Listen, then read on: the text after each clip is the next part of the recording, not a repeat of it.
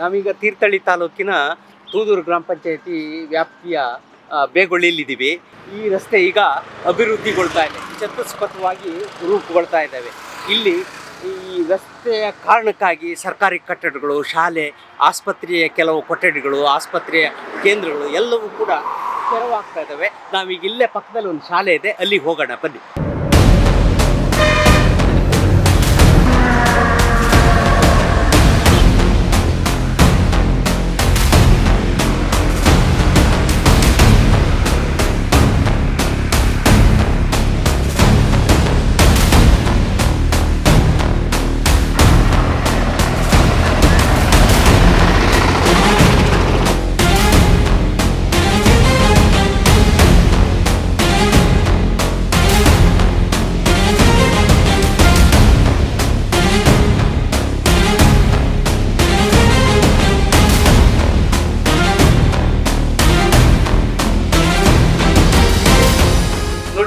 ಶಾಲೆ ಇದು ಇರೋದಿಲ್ಲ ಇನ್ನು ಕೆಲವೇ ದಿವಸದಲ್ಲಿ. ಇದು ಇಲ್ಲಿ ಚತುಷ್ಪಥ ರಸ್ತೆ ಆಗುವ ಕಾರಣಕ್ಕಾಗಿ ಈ ಶಾಲೆನ ತೆರವುಗೊಳಿಸ್ತಾ ಇದ್ದಾರೆ. ಇಲ್ಲಿ ಪಕ್ಕದಲ್ಲಿ ಇನ್ನೊಂದು ಕಟ್ಟಡ ಇದೆ, ಅದು ಕೂಡ ತೆರವಾಗ್ತದೆ.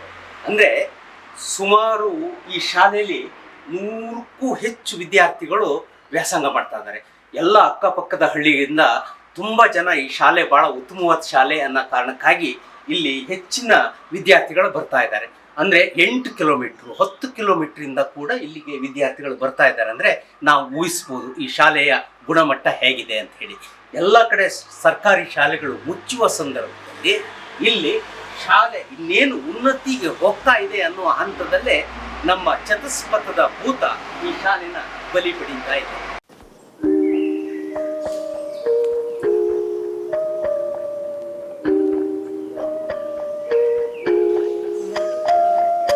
ಸುಮಾರು 59 ವರ್ಷದ ಇತಿಹಾಸದ ಶಾಲೆ. ಅದಕ್ಕೂ ಮುಂಚೆ ಕೂಡ ನಮ್ಮ ಪೂರ್ವಜರೇನು ಕೆಲವು ಭಾಗದಲ್ಲಿ ಈ ಶಾಲೆಗಳನ್ನು ನಡೆಸ್ತಾ ಇದ್ರು.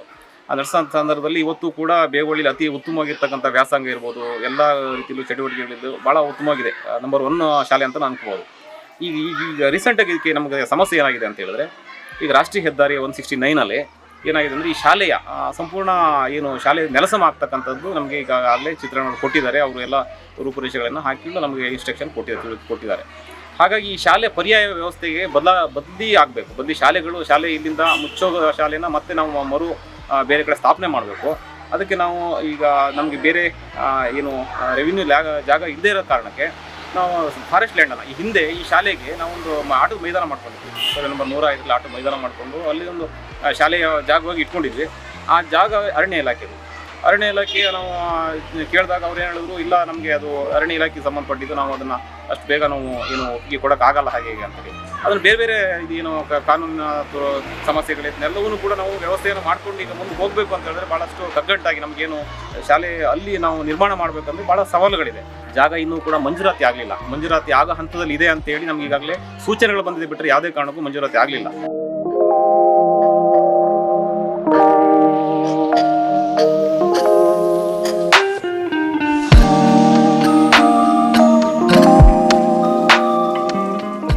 ಈ ಶಾಲೆಯಲ್ಲಿ ಎಷ್ಟು ಮಕ್ಕಳಿದ್ದಾರೆ ಅಂದ್ರೆ 101 ಜನ ವಿದ್ಯಾರ್ಥಿಗಳು, 101 ವಿದ್ಯಾರ್ಥಿಗಳು ಇಲ್ಲಿ ಶಿಕ್ಷಣ ಪಡೀತಾ ಇದ್ದಾರೆ.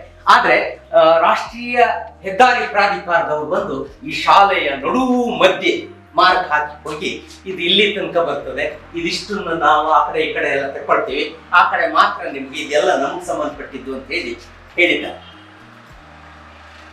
ಈ ಮಾರ್ಕನ್ನ ದಿನ ನೋಡ್ತಾ ನಮ್ಮ ಶಾಲೆ ಇಲ್ಲಿಂದ ಇಲ್ಲಿಗೆ ಹೋಗುತ್ತಂತೆ, ಅಷ್ಟು ಮಾತ್ರ ಉಳಿತದೆ ಅಂತ ಹೇಳಿ ವಿದ್ಯಾರ್ಥಿಗಳು ಮಾತಾಡಿಕೊಳ್ಳುವ ಒಂದು ಸಂದರ್ಭ ಇವತ್ತು ನಿರ್ಮಾಣ ಆಗಿದೆ. ನಮ್ಮ ಅಭಿವೃದ್ಧಿ ಏನೆಲ್ಲ ಮಾಡುತ್ತೆ ಅನ್ನೋದಕ್ಕೆ ಇದು ಸ್ಪಷ್ಟವಾದಂತ ಒಂದು ನಿದರ್ಶನ ಆಗಿದೆ.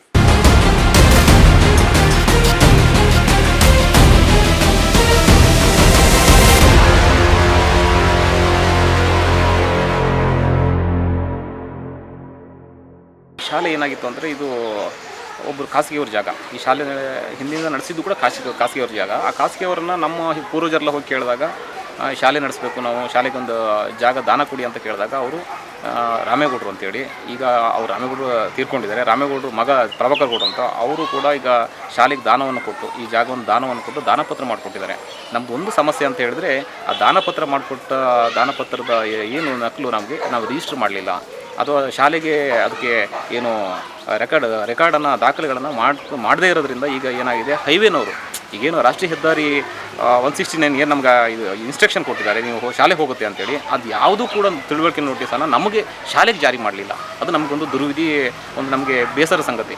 ದಾನಪದ ಮುಖಾಂತರ ನಮಗೆ ಕೊಟ್ಟಿರ್ತಕ್ಕಂಥ ಜಾಗವನ್ನು ವಾಪಸ್ ತಗೊಳ್ಬಾರ್ದವರು, ಮತ್ತೆ ವಾಪಸ್ ನಮಗೆ ಶಾಲೆಗೆ ಕೊಟ್ಟು ಮುಂದಿನ ಪ್ರಗತಿಯೂ ಕೂಡ ನಮ್ಗೆ ಅನುಕೂಲ ಆಗಬೇಕು.